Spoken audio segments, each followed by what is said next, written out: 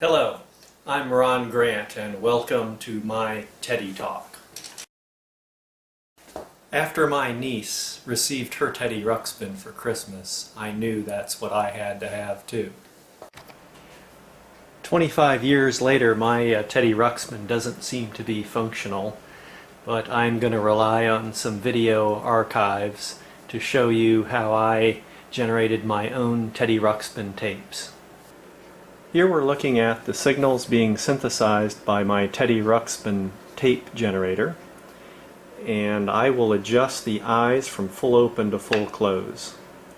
The pulse width for this particular channel is changing from about 700 microseconds out to almost 4 microseconds. Now this is an approximation to Teddy's actual spec signals, because this is an approximation being generated by RC circuit, which may not be very well tuned. I can't recall, and since my Teddy's not up and running, I can't verify the range, although we could review an old tape.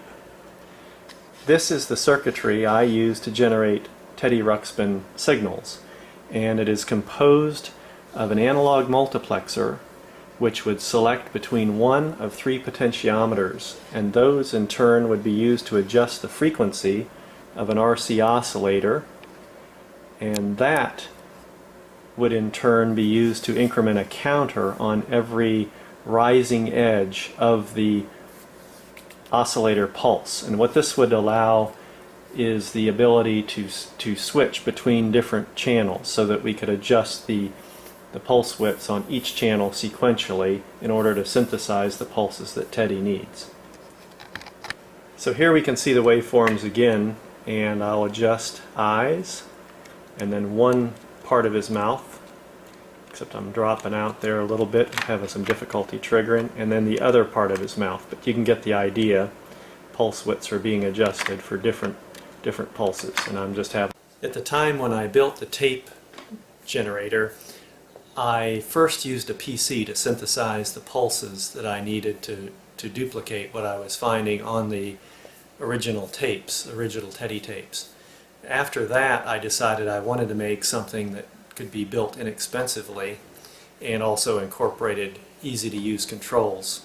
With the PC, I used keyboard keys to generate the mouth open, close, eyes open, close. So I wanted to have something that could sample the potentiometers, and rather than use a microcontroller, which at the time there weren't so many readily available microcontrollers, at least that I was using. So what I decided to do was do everything in analog hardware. Today it'd be rather a simple task to generate those servo pulses using a microcontroller sampling potentiometers and then generating the timing. So you wouldn't need all this analog hardware.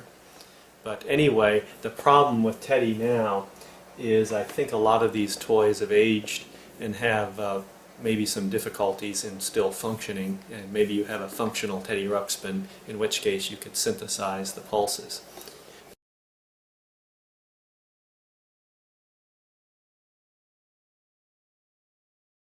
So the end result is a tape that includes both animation and audio, just as the original Teddy Ruxpin story tapes did. So here's the results.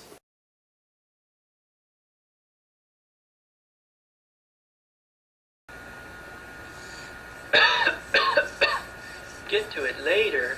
How about right now? Wait a second, you're a toy. You play tapes for kids. I'm just a toy. I'm a little bear. As for those story tapes, don't remind me of those endless little stories. That's all they make me do is play those endless little stories. You know something? I don't even like little kids.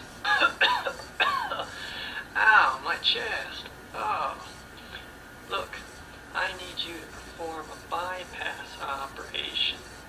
Wait a minute, Ted, I'm not a doctor. That doesn't matter. I'll talk you through it.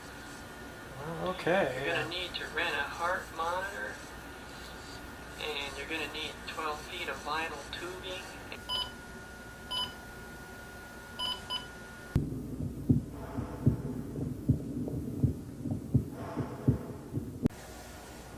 trial run looked pretty good.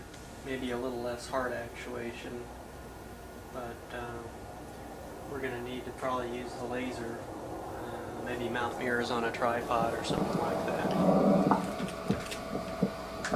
Okay, this is a test. Next day, I'm going to have the hard actuation.